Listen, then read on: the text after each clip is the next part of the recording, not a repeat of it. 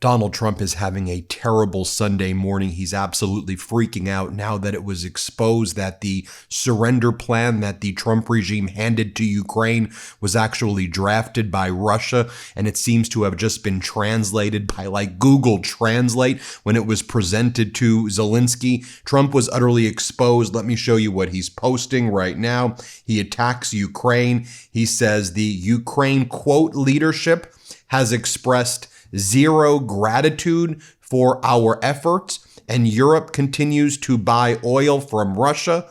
The European countries that are buying most of the oil from Russia, that's your buddy Orban, by the way, in Hungary. That's your buddy in Slovakia, by the way. Most of Europe has reduced its purchase of Russian oil. Then Donald Trump whines and says, this is all happening because the 2020 presidential election was stolen and it was rigged. And then he goes, DJT. That's what he was posting early this morning. Then he goes on to attack the Democratic lawmakers who told the troops, you're not allowed to follow unlawful orders. A lot of these Democratic lawmakers are veterans or former members of the CIA, and they've had positions where they know about this from their personal experience as well.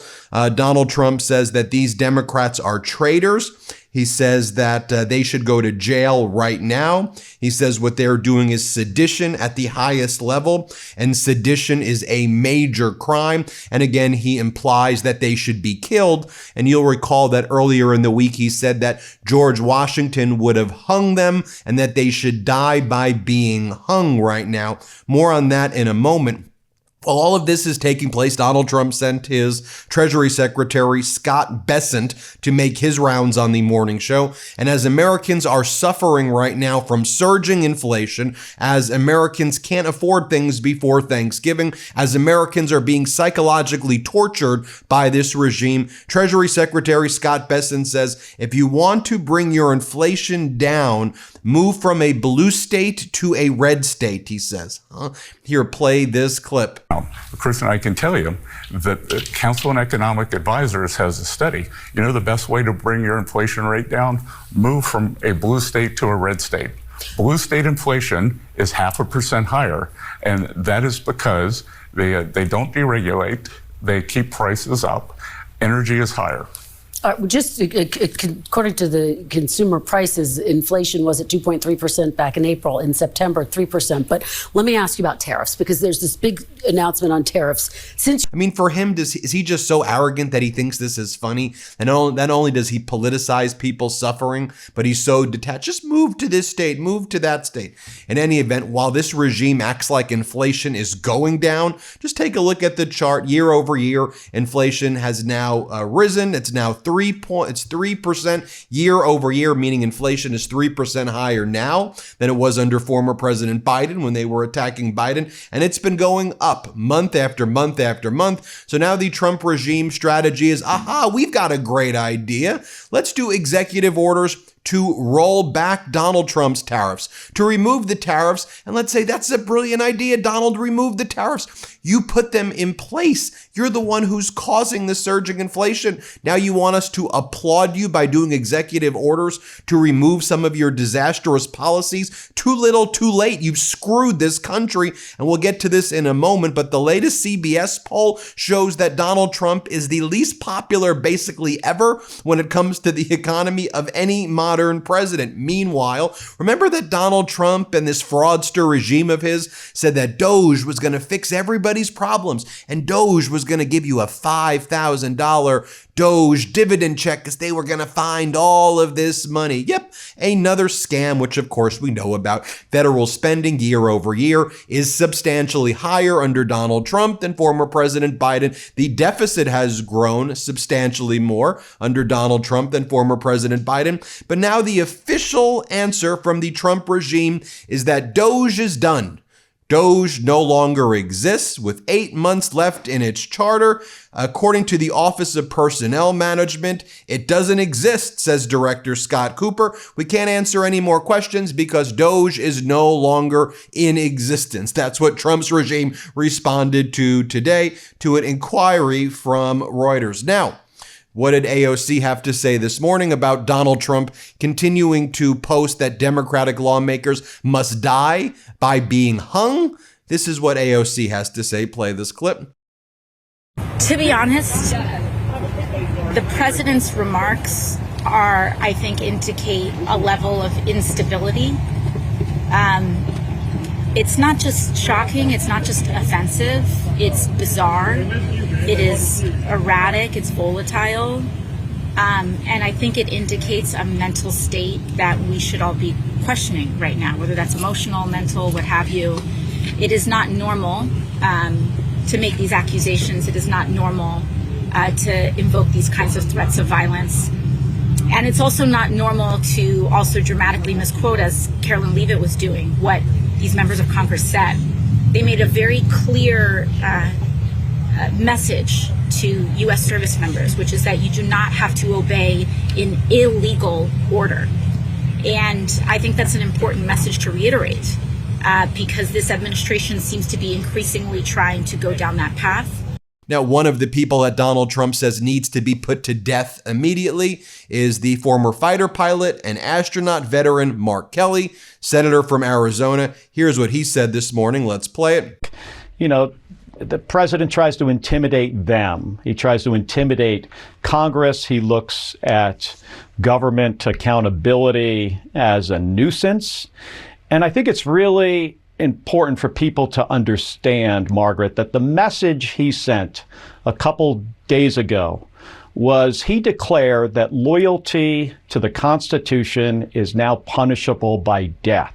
Those are serious words coming from the President of the United States. And let's check in with Democratic Congresswoman Jasmine Crockett. What's your response, Congresswoman Crockett, to the fact that Marjorie Taylor Greene said that she would be resigning because Donald Trump's now being mean to her? Here, play this clip.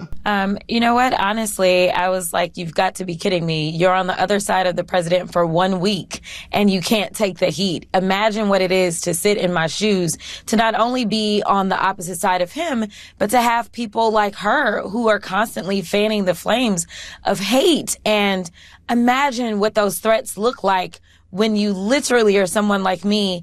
But at the end of the day, I know that I serve the people of Texas 30. And so my job isn't to be there and necessarily do whatever is going to make the president not be on my back, but instead is to focus on making sure that I can push forward with policies that are positive for Texas 30. Here's, as I mentioned, I want to talk about this CBS poll that was just released this morning. 58% of Americans say prices have been going up in the last few weeks alone. 65% say Trump's policies are making grocery prices go up. 77% of those judging Trump most on the economy and inflation say he's not spending enough time on it. 64% of Americans disapprove of Trump's handling of the economy. 68% of Americans disapprove of Trump's handling of inflation. You can see this chart right here. Approve of Trump's handling of the economy. You see it going down, down, down, down, down, and absolutely crashing. Also, in terms of the way people feel, Trump's policies are making grocery prices go up. Overwhelmingly, people feel, and most Americans feel that Donald Trump is lying about the fact that when Trump says, oh, prices are going down, Americans say, yep, he is not leveling with us and he is not telling us the truth. Well, what is Donald Trump's economic advisor, Kevin Hassett, saying? Kevin Hassett says, well, one of the things we're going to see right now, it's a lot of whining from the left wing when we have to release the numbers that the GDP slowed down in the last quarter of 2025. So it's the left wing's fault. It's the government shutdown's fault. It's Schumer's fault, he says. Anyway, to avoid accountability, y'all control all branches of government. Y'all promised economic miracles, riches on day one. And aren't you saying right now that the economy is great? But wait a minute, you're saying it's not great? Or are you pathetic people just lie about everything? Listen to what Kevin Hassett has to say. Play this clip. But the good news for the next year is that the factories are going to be in place, and then people are going to start getting the jobs next to the machines and everything else. And so it really, really is a very, very promising set of data. And the only thing is that we're going to see a lot of whining from left-wing critics of the president about the fourth quarter, because our estimate is that the shutdown cost more than we expected at the beginning, because it had such a huge effect on this week ahead. So many people had to cancel their Thanksgiving plans because of the Democrats' shutdown, that we think the economic effect might be to cut economic growth about in half in the fourth quarter. So you're talking about what, 1% growth in the fourth quarter? How would you assess 1.5? I would say 1.5 or 2. Yeah, 1.5 or 2. Now, turning to what Donald Trump's Attorney General Pam Bondi's doing to try to cover up the release of the Epstein files. Exactly as we predicted, there is a multi-front effort. On the one hand, we know that Ghislaine Maxwell says that she's no longer going to be providing any testimony to the House of Representatives, that she will invoke the Fifth Amendment right against her self-incrimination, even though she's already been convicted of child sex trafficking, even though she spoke to Donald Trump's DOJ already and lied through her teeth. But she's a convicted child sex trafficker and liar. Of course she was going to do that. Well, now one of the things that Pam Bondi's doing is she's going to the federal courts and saying, because we've got this new law, federal courts, can you release the grand jury transcripts from Ghislaine's case and from the Epstein case? Can you release the grand jury transcripts? No, Pam, we don't want, that's not what we're looking for. We're not looking, the grand jury transcripts are something that's very short. It's a single FBI agent who testified. Those are not the files. So what the DOJ is going to try to do is they're going to say, look, the court denied again the release of the grand jury transcripts. Look, the court's violating the Epstein transparency law. These are two different things. Grand jury secrecy under Rule 6 of the Federal Rule of Criminal Procedures is not superseded by the law, because the law says you have to be compliant with the law. So the federal courts aren't going to produce the grand jury transcripts. And in any event, that's not the files. We don't need 60 pages of testimony. We want to see all of the FBI interviews. We want to see all of the witness statements. We want to see the videos. We want to see the logs. We want to see the phone records of Epstein. We want to see his emails. We want to see the terabytes and terabytes of documents that we know have Trump's name on it. But you see what they're trying to do? Oh, we're going to now fight back with the courts and try to get the grand jury transcripts are not what we're looking for in the freaking Epstein files. It's notable here that this was pushed on lots of right-wing media. When I did the analysis using Ground News, and Ground News shows you is the right wing covering this more than the left wing, this is how the right wing is trying to propagandize their audience and saying, look, you see, we're fighting for it, but these pesky liberal judges, these federal judges, they're not turning it over. No, stop trying to trick the people. Just release the files that the DOJ has, which are the terabytes of the documents. It's why, by the way, I stay up to date on the news with Ground News, and it's important right now with this Trump regime that we stay up to date using tools that we can trust.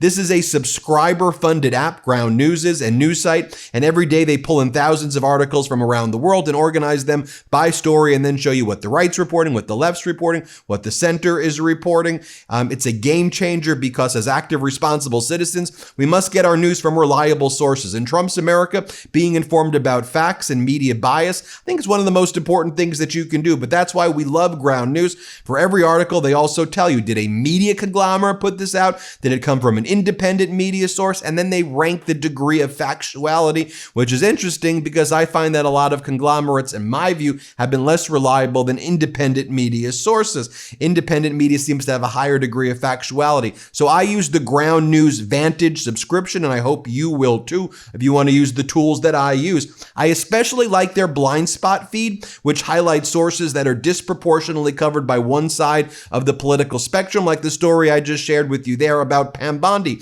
So join us by going to ground.news/MTN to get 40% off the Ground News Vantage plan that I use every morning. They are subscriber funded. By subscribing, you're not only getting a tool we all need today, you're also supporting our work here on this YouTube channel. That's ground.news/MTN, and we've pinned the link to purchase your subscription below. blow. All right, getting back to the video right now. So I showed you before Treasury Secretary Kevin Hassett saying that we were going to see whining from the left when it turns out that the GDP is contracting and the GDP is slowing.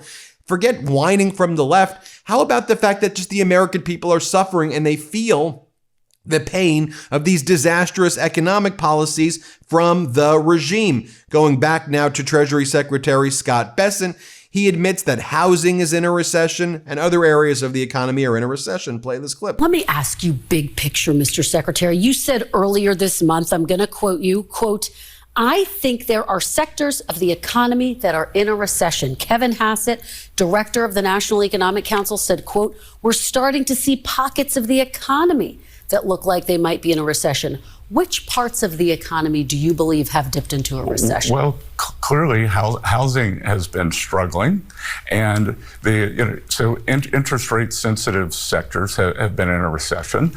And the other thing that was not helpful, Kristen, was the longest government shutdown in history. It was 1.5% hit to GDP. The 9,500 flights canceled, and the Democrats didn't care that they hurt the American economy and anything to stop Donald Trump. Well, Bessent, how long are Americans going to have to wait? Here, play this clip. Starting to see the affordability. The prices get better. We had a very big October for home sales. Energy prices, gasoline is down. We saw, we believe healthcare is going to come down. We will see an announcement this coming week on that. And so across the board, prices are starting to come down. We're having Thanksgiving week. This will be the lowest cost for a Thanksgiving dinner in 4 years. Turkey prices are down 16%. And then Jake Tapper, speaking to Kevin Hassett, says, well, didn't Donald Trump say that he was going to withhold all of this funding from New York City if Mamdani won? So has that changed? Here, play this clip. Right before the election, President Trump threatened to withhold federal funding from New York City if Mamdani were elected. Was that just all bluster? He didn't mean it? Well, it feels like he doesn't mean it now. And I guess we'll have to wait and see what Mamdani does. I think that we are really reassured that we've kept the police commissioner. And so in previous administrations in New York, we've seen law and order really go south. As you know, Jake, I've lived in New York quite a while. I was a professor at Columbia and NYU Law School. And New York always feels like the safety is on the edge. And so the fact that Mamdani, the mayor, has agreed to keep the police commissioner is this kind of sign that maybe he'll be able to work together with President Trump. We're sure hopeful that we can. And President Trump really wants to work with everybody who cares about the future of American people. We're at times disagreeing about policies, but I think that the objective of making life better for everybody is something that a lot of people share on the Democratic and Republican side. Let's talk. And by the way, I love that New York City Mayor-elect Zoran Mamdani was on the morning shows, and if he was asked, is Donald Trump a despot? Is Donald Trump a fascist? He goes, I'd say, yeah, nothing's changed. Nothing's changed. I have to find a way to work with this guy. I'm the mayor of New York City, but I don't think anything's changed about my views. Watch Kristen Welker try to do a gotcha. You've said that Trump is a despot. Do you change your views? Here, play this clip. You've also said in the past that President Trump has engaged in a, quote, attack on our democracy. You've called him a despot. Do you still believe President Trump is a threat to the democracy? Everything that I've said in the past, I continue to believe. And that's the thing that I think is important in our politics, is that we don't shy away from where we have disagreements, but we understand what it is that brings us to that table. Because I'm not coming into the Oval Office to make a point or make a stand. I'm coming in there to deliver for New Yorkers. And a few weeks ago, I was asked by a reporter 3 words to describe myself. I said, New York City.